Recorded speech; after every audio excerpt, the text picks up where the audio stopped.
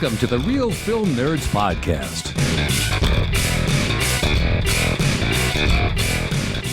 Hello, boys and girls, and welcome to the Real Film Nerds Podcast, episode number 271, the horrible movie Mike wanted to watch. Mike, how are you today?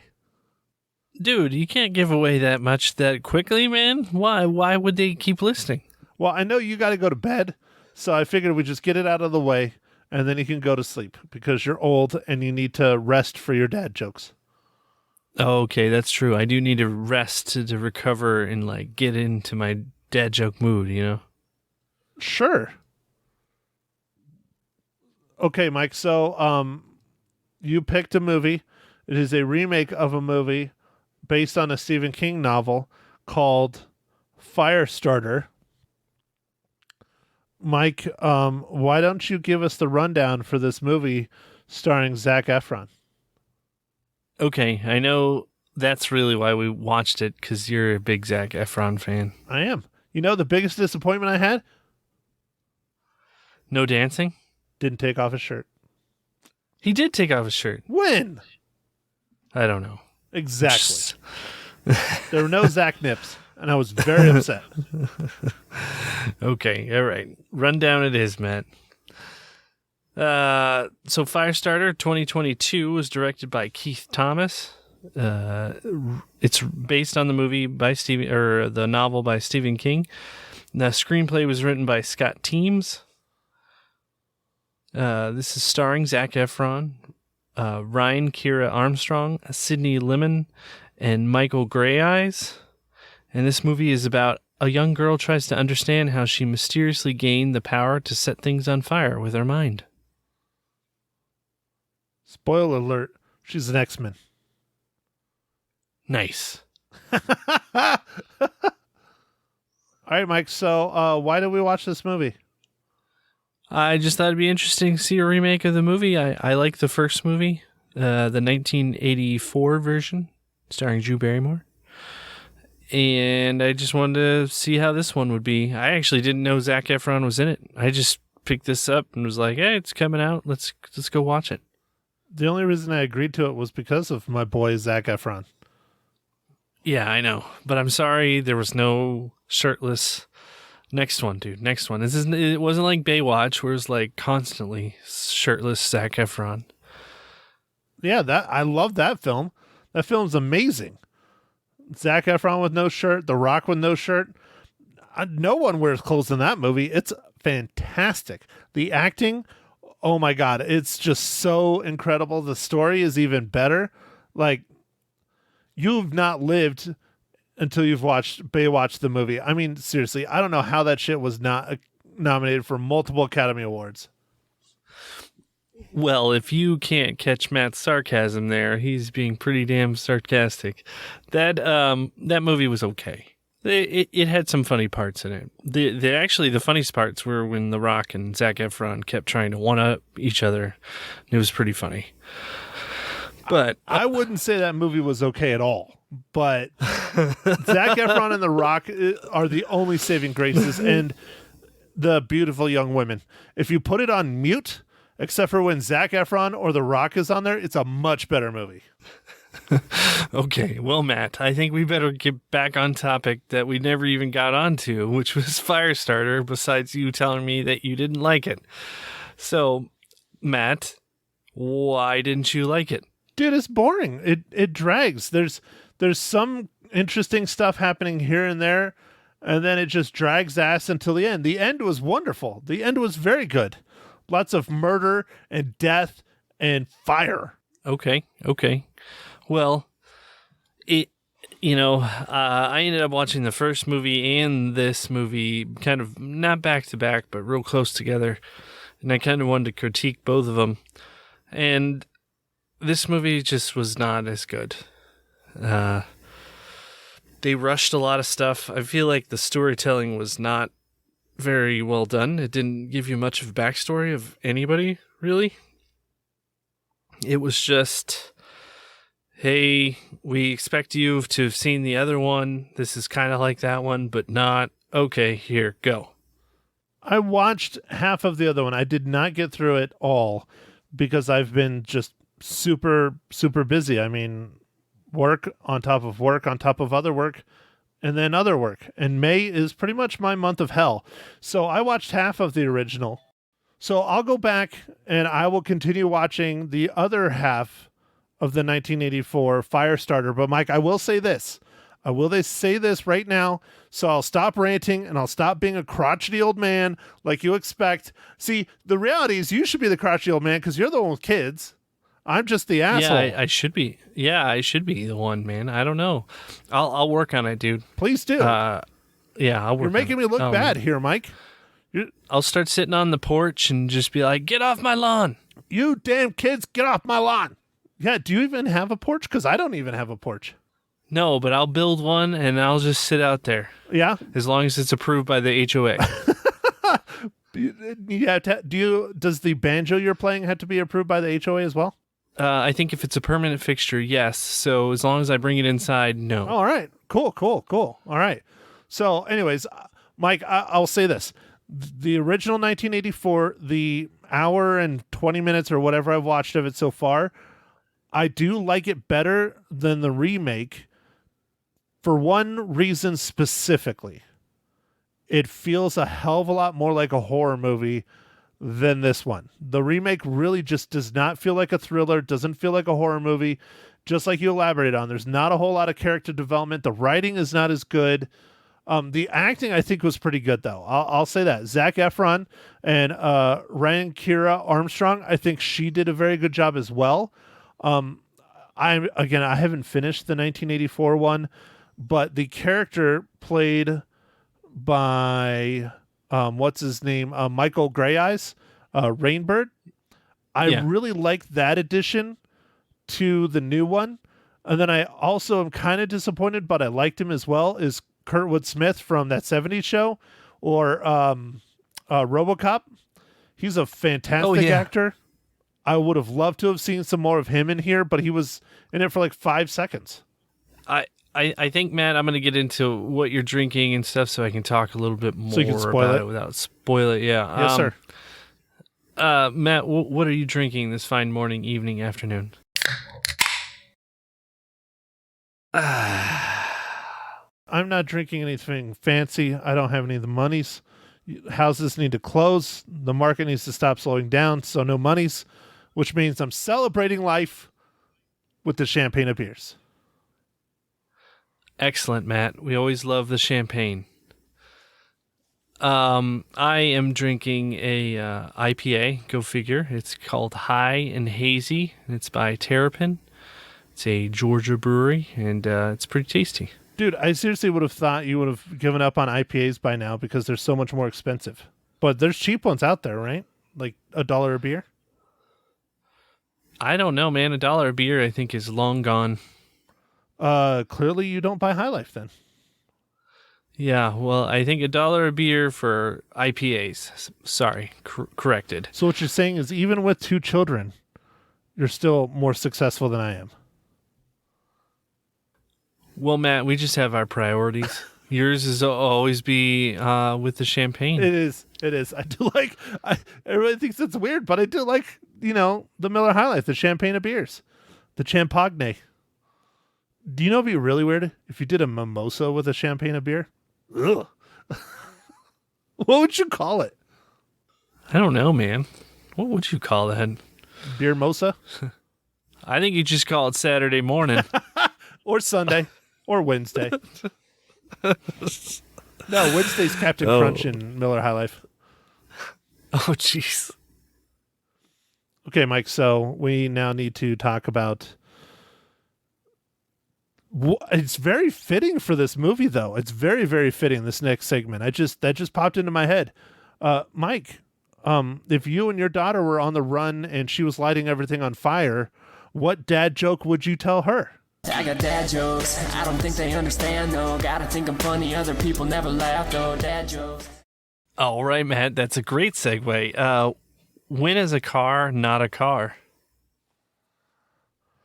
When it has a frunk? When it turns into the garage. Oh.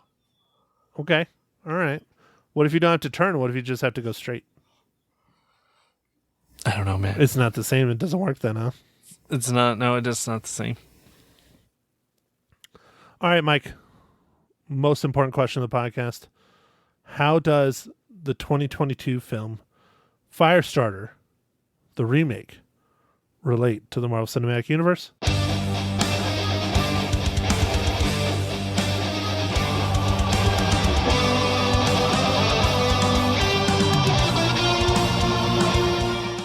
All right, Matt. This one was a pretty easy one. One of our stars, Cara Armstrong, was also in Black Widow. She played the young Antonia. Nice. That's cool. I had no clue. But, it's kind of hard with child actors because they grow up. But, yeah, no. Yeah, they change all the time. Dude, she did a fantastic job. Although that's one to talk about the original Firestarter.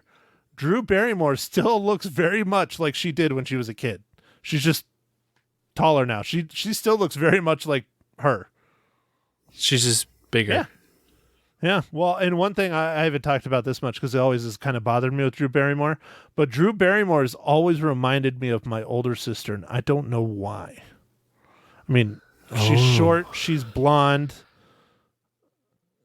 They both seem like they have the same kind of attitude in a lot of ways, especially in the films. Well, anyways, Mike, how do you think Drew Barrymore's fans felt that she went from such a heartfelt, loving, great film as E.T. to her next movie being Firestarter?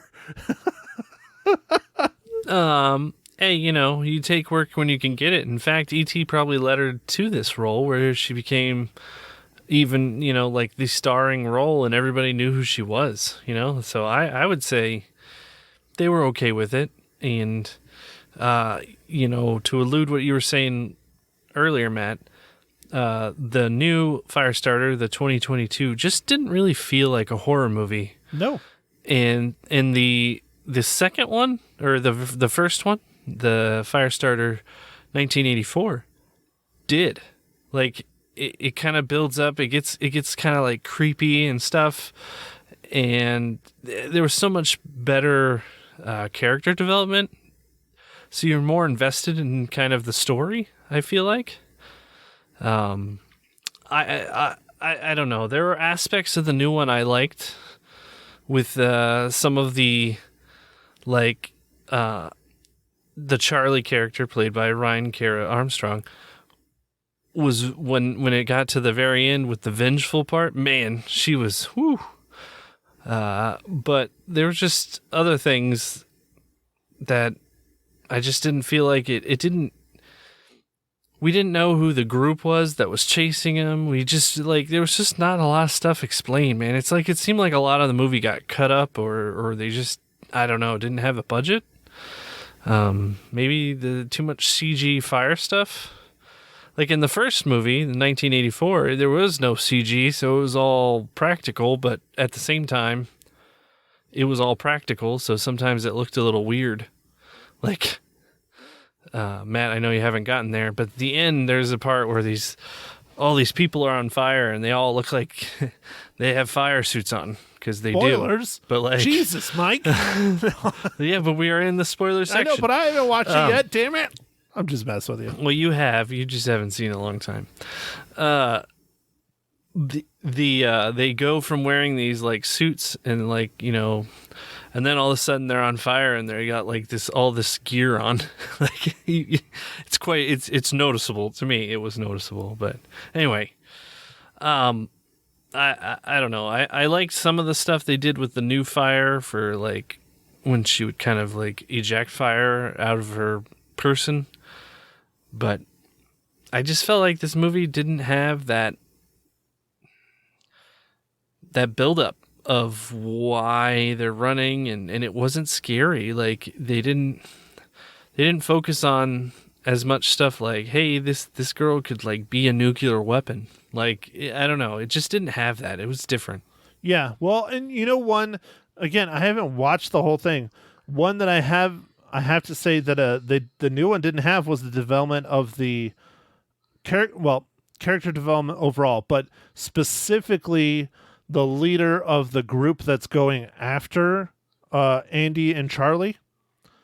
Martin Sheen plays the leader of that group in the 1984 film, and he is in that movie a lot.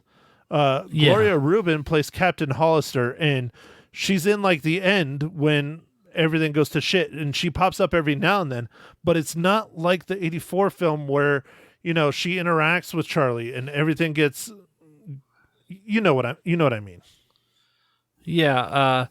One thing I did like in this new one was they, you know, with the invention of cell phones and all the tracking and internet and stuff, it was interesting that they had Charlie and Andy and Vicky, the family. They didn't have the internet, they didn't have computers, and they didn't have cell phones. I thought that was really smart if they didn't want to be, you know, tracked. Of course, we didn't really know why they were being tracked because none of that was really explained, but and I thought it was such a cop-out in the beginning credit roll to do the experiment stuff. That's where they try to explain it in like a rush. Yeah.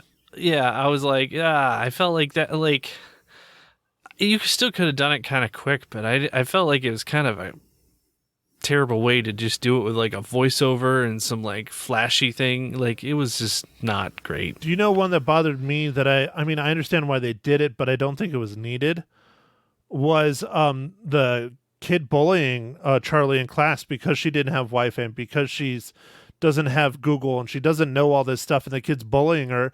Granted, they're trying to show that when she gets emotional, she doesn't know how to control her powers, and so they come out specifically with anger. I understand that's what they're trying to do, but they kind of kept writing that bullying thing. Like later on in the movie, you see these other kids, which I don't know if she knew them or not, and they roll up and like encircle her on their bikes, and they're being mean to her for like literally no reason whatsoever. And I'm just like, why does this keep happening in this movie? We understand, as moviegoers, we understand bullying is not good. You and I were bullied when we were growing up. Everybody was bullied when they were growing up. It's just a fact. We get it. Holy shit, stop shoving it down our throats. Yeah, it was a little weird with the bicycle scene, man. That was strange. Like, I was like, what is going on here? Like, that's not how normal people behave. Like, that was weird, man. Like, it seemed very out of place. Honestly, the kids would have just kept going. They wouldn't have given a crap unless they knew her. If they knew her, then maybe they would stop and do that shit. Well, and, you know, that might have been one of those things where, like, maybe those kids were in other parts of the movie, but it got cut, so we didn't know that. So then that makes that scene really weird. Good call. Yeah. So it had things like that. I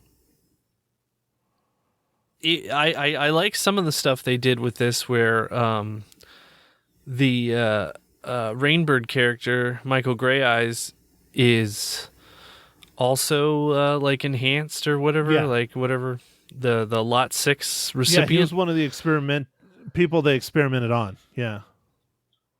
Yeah, I thought that was cool. Like, I thought that worked out well because that would explain why he was so good at doing stuff. But like, it was interesting to see that he was working for the bad guys.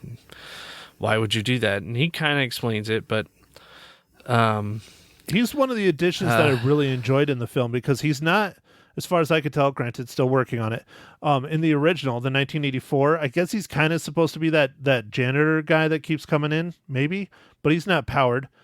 But what I like about it, granted, I'm sure they did this on purpose, casting a Native American, is that he starts realizing how powerful she is and how she's more of like a living god than she is like him, where he was experimented on, and this is a result where she was born this way.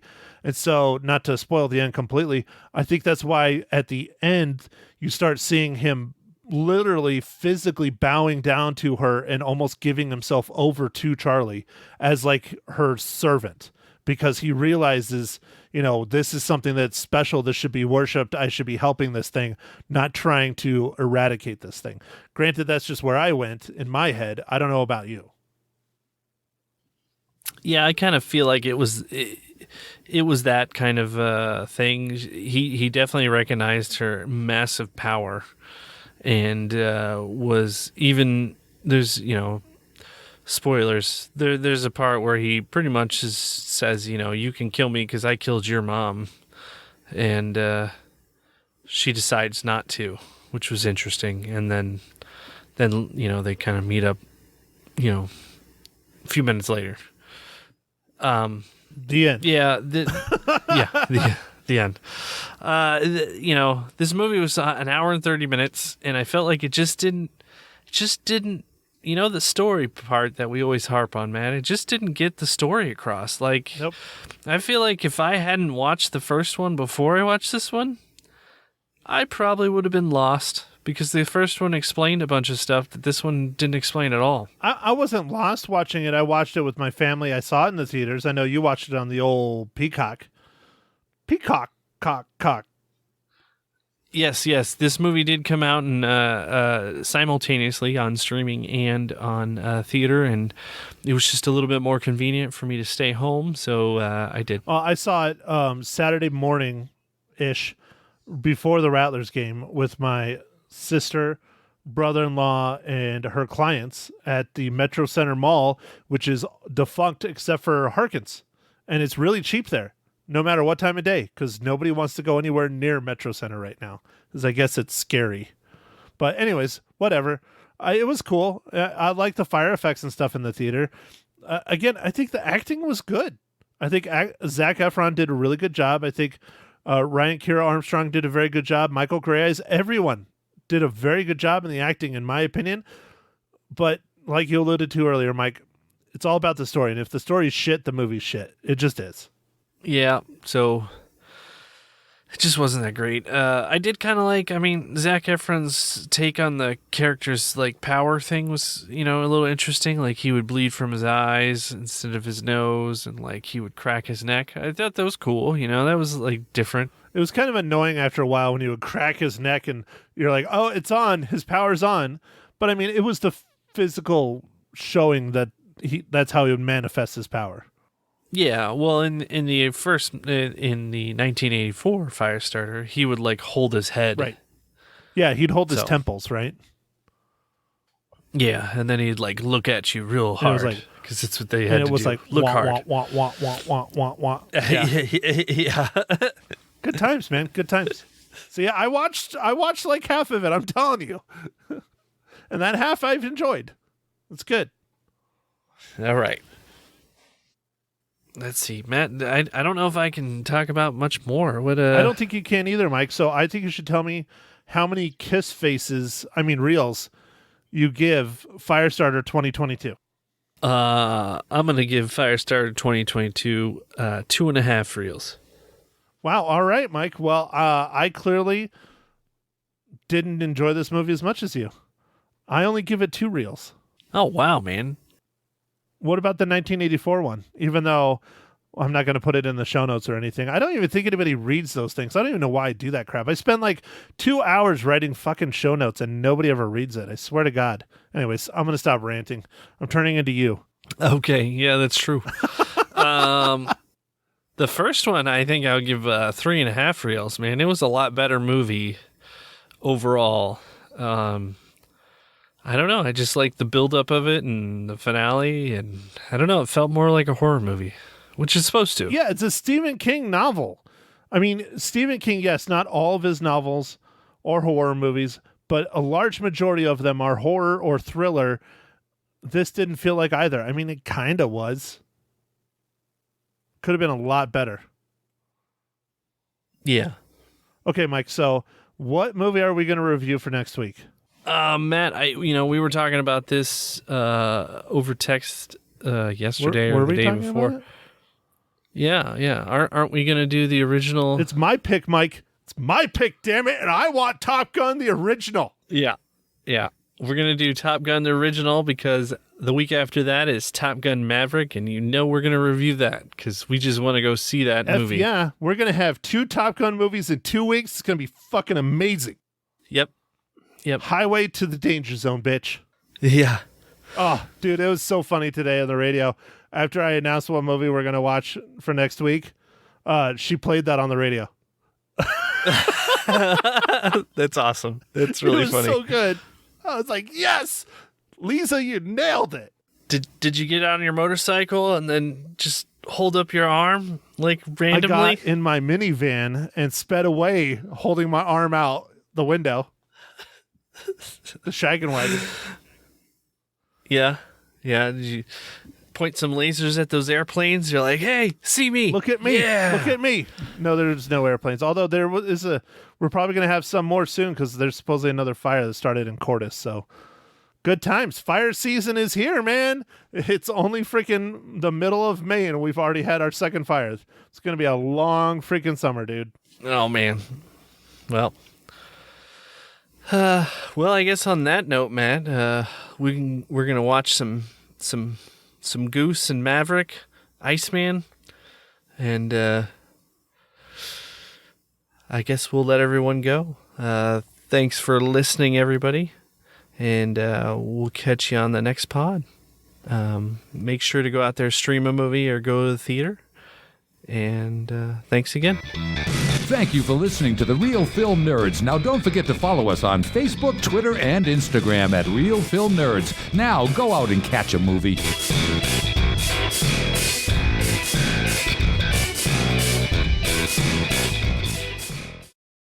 Matt Henshaw from the Real Film Nerds podcast joining me in studio this morning on Magic 99.1. Hiya there, Maddie. Good morning, Lisa Woods. Lisa, golf reference. I got it. Yep. I got it. Yeah, I did play twice in 3 days. So, yeah, I mean, if I kept up that, maybe I would play like Tiger Woods. I don't know. Maybe, possibly, probably not. I was going to go with Lisa Palmer, but I figured people wouldn't catch that as easy as Woods. Yeah, so. Who's that? Exactly. I know. How you doing? I'm okay. How are you? Good. Are you ready to review a movie for us? No, I'm tired. You're always tired, Matt. Well, You're a young man. What's the problem? I work too much and I sleep too little. Well, That's the problem. you know I know what? the problem. Figure I just that gotta out. figure it. Figure that out. I was in Phoenix. Our Rattlers won. Oh, really? Yeah. Yeah. Well, and I heard the Wranglers won too. Yeah, they did. Hey, by the way, guys, coming up on Wednesday, it's Wrangler Wednesday. Going to give you a shot at winning some tickets to this coming Saturday's Naz Wrangler game.